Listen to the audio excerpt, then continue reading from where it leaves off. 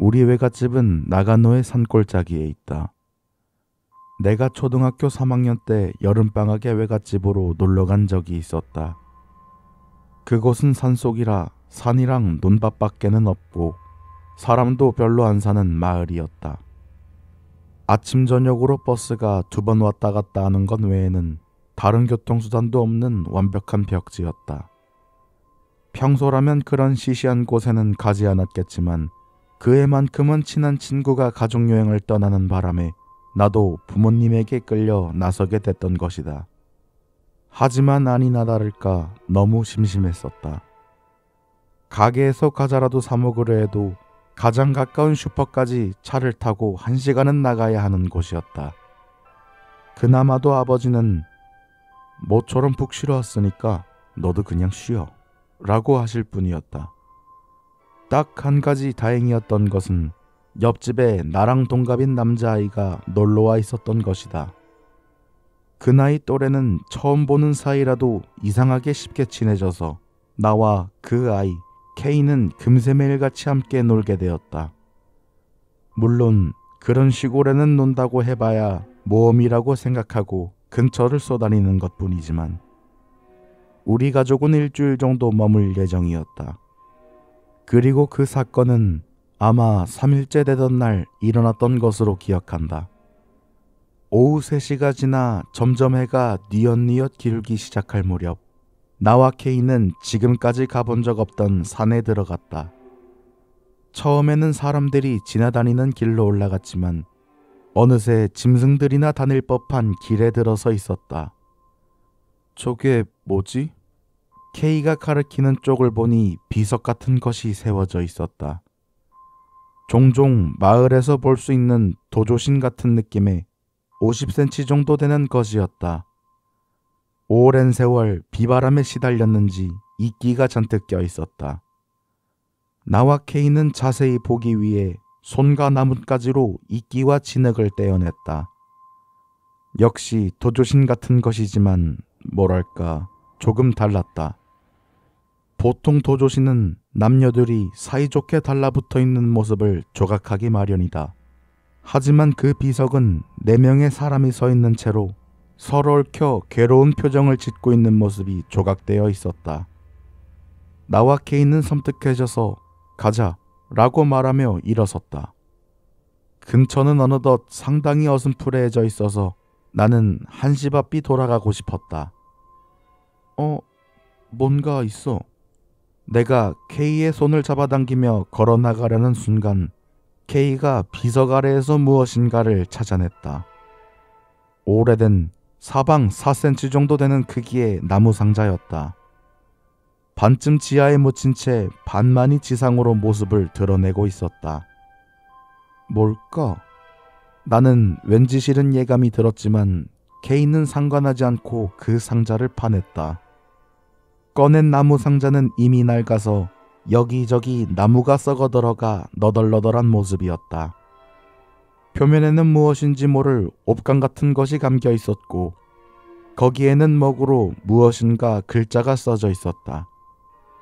읽어보지는 않았지만 무슨 경 같은 어려운 한자가 잔뜩 써 있었다. 뭐가 들어있어.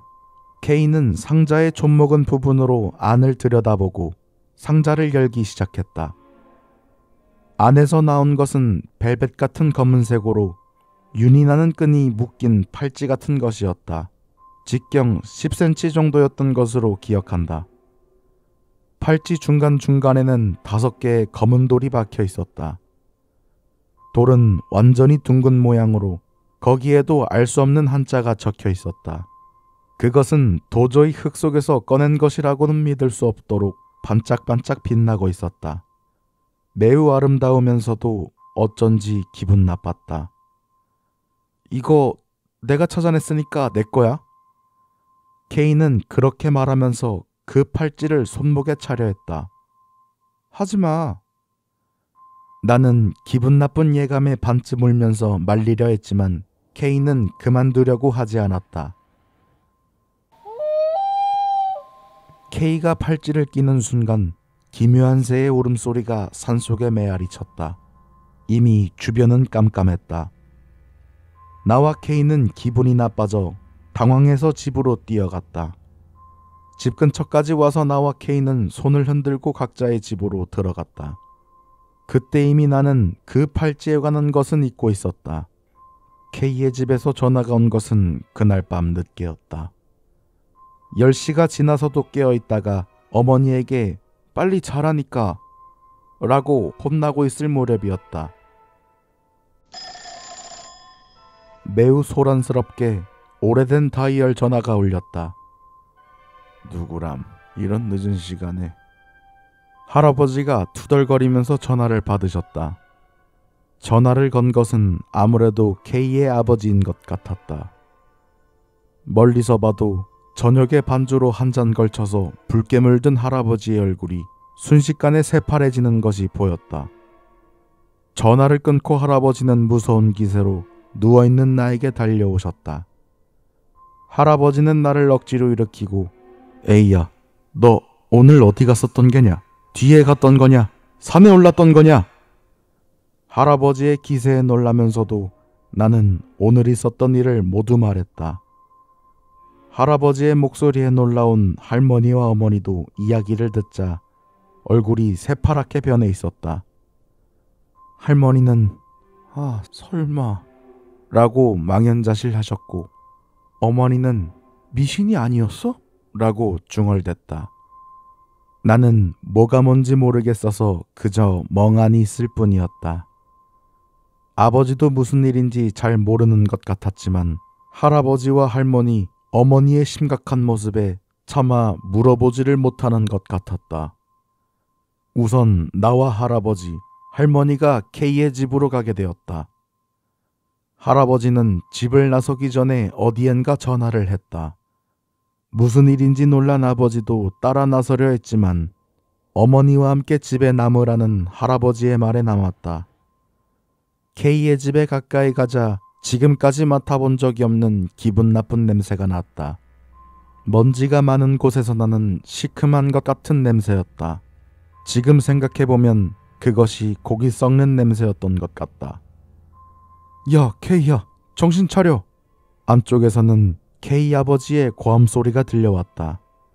할아버지는 서슴없이 K의 집으로 들어갔다. 할머니와 나도 따라갔다. 거실에 들어서자 냄새는 한층 더 강해졌다. 거실에는 K가 누워 있었다.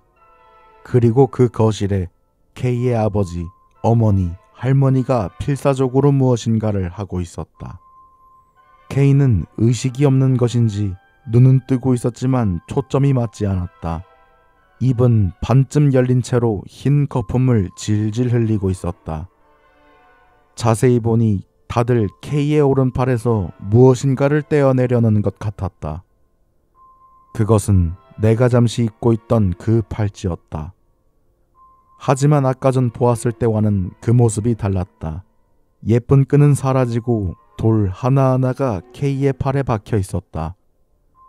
K의 손은 팔찌로부터 앞쪽이 검게 변해 있었다. 그 검은 부분은 보고 있으면 마치 움직이는 것 같아서 팔찌에서 박힌 실이 K의 손 안으로 움직이는 것 같은 모습이었다. 카니모다. 할아버지는 큰 소리로 외치며 무엇을 생각한 것인지 K의 부엌으로 달려갔다. 나는 K의 손에서 눈을 뗄 수가 없었다. 마치 피부 아래에서 수많은 벌레가 기어다니는 것 같았다. 곧 할아버지가 돌아오셨다. 손에는 무려 부엌 칼을 들고 계셨다. 어쩔 생각이세요? 멈추려고 하는 K의 부모님을 뿌리치고 할아버지는 K의 할머니에게 소리쳤다. 팔은 이제 포기해야 한다. 아직 머리까지는 가지 않았어. K의 할머니는 울면서 고개를 끄덕였다. 할아버지는 잠시 숨을 고르고 칼을 K의 팔에 찔렀다. 비명을 지르는 것은 K의 부모님뿐이었다. K는 어떤 반응도 보이지 않았다. 그때의 광경을 지금도 나는 잊을 수 없다. K의 팔에서는 피가 단 한 방울도 나오지 않았다. 그 대신 무수한 머리카락이 스물스물 상처에서 밖으로 넘쳐 흘러나왔다. 이제 손에 검은 것도 움직이지 않고 있었다. 잠시 뒤 가까운 절에서 스님이 달려오셨다. 할아버지가 아까 전화했던 것은 이 절이었던 것 같다. 스님은 K를 방으로 옮기고 밤새 경을 읊었다. 나도 K를 위해 경을 읊고 집으로 돌아갔지만 도저히 잠을 잘 수 없었다. 다음 날 K는 얼굴도 보이지 않고 아침 일찍 부모님과 함께 돌아갔다. 도시의 큰 병원에 간다는 것이었다. 할아버지의 말에 따르면 팔은 더 이상 안 된다는 것 같았다. 머리까지 가지 않아서 다행이다 라고 할아버지는 계속 되뇌었다. 나는 카니모라는 것에 대해 할아버지에게 여쭤봤지만 가르쳐주지 않으셨다. 다만 달피상이라고 쓰고 카니모라고 읽는다는 것, 그 도조씨는 아쿠라는 이름이라는 것만 할머니에게 들을 수 있었다. 그것은 옛날부터 전해지는 주술 같은 것일까? 그 이후로도 외갓집에는 몇 번 갔지만 아무리 물어봐도 그 이상은 알 수 없었다. 만약 그것이 머리까지 갔다면 도대체 어떻게 되는 것이었을까?